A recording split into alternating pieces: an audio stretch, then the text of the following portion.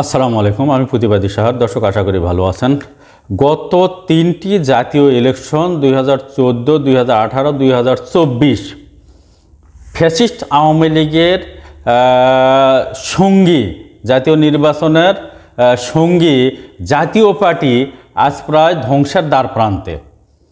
জুনের 28 তারিখে, অর্থাৎ এই মাসেরই 28 তারিখে কাকরাইলের জাতীয় পার্টির কেন্দ্রীয় কার্যালয়ে একটি সম্মেলন হওয়ার কথা রয়েছে। এই সম্মেলনের মাধ্যমে জিএম কাদেরকে পার্টির চেয়ারম্যানের পদ থেকে সরিয়ে দেওয়া হতে পারে, এমনই একটা নিউজ পাওয়া গেছে যে এখানে জ্যেষ্ঠ নেতারা ষড়যন্ত্র করে জিএম কাদেরকে সরিয়ে দেওয়ার প্ল্যান করছে। জিএম কাদেরকে যদি সরিয়ে দেওয়া হয়, জাতীয় পার্টি একেবারে নিঃশেষ হয়ে যাবে। কারা কারা জিএম কাদেরকে সরিয়ে দেওয়ার চেষ্টা করছে তার দুই একজনের নাম বলবো। একজন হচ্ছেন জ্যেষ্ঠ নেতা, দলের কো চেয়ারম্যান আনিসুল ইসলাম মাহমুদ। আনিসুল ইসলাম মাহমুদ চায় যে নেতৃত্বের পরিবর্তন হোক। আরেকজন হচ্ছেন এবিএম রুহুল আমিন হাওলাদার। ইনিও চাচ্ছেন যে দলের নেতৃত্বের একটা পরিবর্তন হোক। তার মানে কি, সিনিয়র নেতৃবৃন্দ যদি চায় যে দলের নেতৃত্বের পরিবর্তন হোক, তাহলে বুঝতে হবে দলের মধ্যে কঠিন একটা অন্তর্দ্বন্দ্ব চলছে।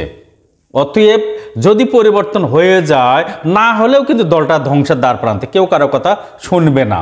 একবার চিন্তা করে দেখেন তো, গত তিনটি ইলেকশন নির্লজ্জভাবে এই জাতীয় পার্টি আওয়ামী লীগকে সমর্থন করেছিল। আওয়ামী লীগের যত অপকর্ম ছিল, কুকর্ম ছিল, সবগুলোকে নীরবে তারা সাপোর্ট করেছেন। এই যেমন ধরেন বিভিন্ন ধরনের হত্যা, এরপরে জঙ্গি নাটক, এরপরে আপনার বহির্বিশ্বে টাকা পাচার, সবগুলোতে জাতীয় পার্টি নীরব সম্মতি দিয়েছিল। এই যে জাতীয় পার্টি আওয়ামী লীগের যে সহযোগী ছিল, দোসর ছিল, তারা যে নীরব সম্মতি দিল, এদের প্রতি কিন্তু জনগণের একটা অভিশাপ আছে। এই অভিশাপে জাতীয় পার্টি অচিরেই ধ্বংস হয়ে যাবে। সরকার যদি বিচার নাও করে, তারপরেও জাতীয় পার্টি অভ্যন্তরীণ কোন্দলেই ধ্বংস হয়ে যাবে। কারণ এদের বিরুদ্ধে অভিশাপ আছে। আওয়ামী লীগের বিরুদ্ধে যেমন অভিশাপ আছে, শেখ হাসিনার বিরুদ্ধে যেমন অভিশাপ আছে, তেমনি জাতীয় পার্টির বিরুদ্ধেও অভিশাপ আছে। কারণ হচ্ছে আওয়ামী লীগের প্রত্যেকটি অপরাধের সাপোর্টার এই জাতীয় পার্টি। সুতরাং এরা তো ধ্বংস হবেই। আজ হোক আর কাল হোক, 28 তারিখের কাউন্সিল জিএম কাদের টিআরপিআই কিন্তু ক্যান্সেল করে দিয়েছে, বাতিল করে দিয়েছে।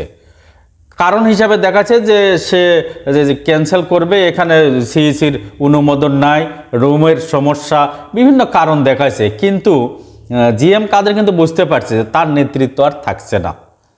এই যে নেতৃত্ব থাকছে না, বন্ধ করে দিল 28 জুনের যে কাউন্সিল, কিন্তু আজ হোক কাল হোক কাউন্সিল কিন্তু হবে। এবং জিএম কাদেরের মধ্যে এখন অল টাইম একটা ভীতি কাজ করবে যে দলের সিনিয়র নেতারা তাকে আর মানতেছে না, তাকে সরিয়ে দিতে চায়।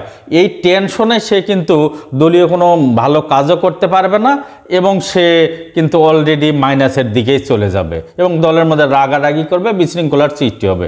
অতএব আমি চাই জাতীয় পার্টির দ্রুত একটা বিচার হোক। জিএম কাদেরকে দল থেকে সরে দিলেই হবে না। জিএম কাদেরকে এই মুহূর্তে থাকা অবস্থায় অন্তর্বর্তী সরকারের কাছে বিনীত অনুরোধ করব, আওয়ামী লীগের মতো জাতীয় পার্টির বিচার শুরু করা হোক। কারণ এ দেশের প্রত্যেকটি অপকর্মের সঙ্গে জাতীয় পার্টি ওতপ্রোতভাবে জড়িত। বিগত 15 বছরে আওয়ামী লীগ দেখেন আলেম ওলামাদের উপরে কি ধরনের অত্যাচার করছে। একটা ওয়াজ মাহফিল করবেন, মাহফিল থেকে বক্তাদেরকে তুলে নিয়ে যাওয়া হয়েছিল, এবং মাদ্রাসা ছাত্রদেরকে জঙ্গি নাটক সাজিয়ে কিভাবে অসংখ্য ছাত্রকে হত্যা করা হয়েছিল। এই জাতীয় পার্টি একটা প্রতিবাদও করেনি, একটা কথাও বলেনি। নামে মাত্র বিরোধী দল ছিল, অর্থাৎ পোষ্য কুকুরের মতো। একটা পোষ্য প্রাণী পরিবারে যেমন কুকুর থাকে না, কুকুরকে যেমন যেভাবে খাবার দেওয়া হয়, যেভাবে পোষ মানা হয়, ঠিক এই জাতীয় পার্টি ছিল এরকম পোষ্য কুকুরের মতো, পোষা কুকুরের মতো। অতএব এই কুকুরের দলটাকে অতি সত্বর ব্যান করে দ্রুতগতিতে এর বিচারের আমি দাবি জানাচ্ছি অন্তর্বর্তী সরকারের কাছে, ডক্টর মোহাম্মদ ইউনূস স্যারের কাছে বিনীত অনুরোধ করছি। আওয়ামী লীগের স্বৈরাচারীর দোসর এবং সহযোগী সাহায্যকারী জাতীয় পার্টিকে দ্রুতগতিতে বিচারের আওতায় নিয়ে আসা হোক। জিএম কাদের যদি অতিসত্বর দল থেকে যদি চলেও যায়, পদ যদি না পায়, তারপরেও তার যেন বিচার কার্যক্রম যেন চলে, এই আশাবাদ ব্যক্ত করে আমি আমার কথা শেষ করছি। খোদা হাফেজ, ভালো থাকবেন, সুস্থ থাকবেন, আসসালামু আলাইকুম।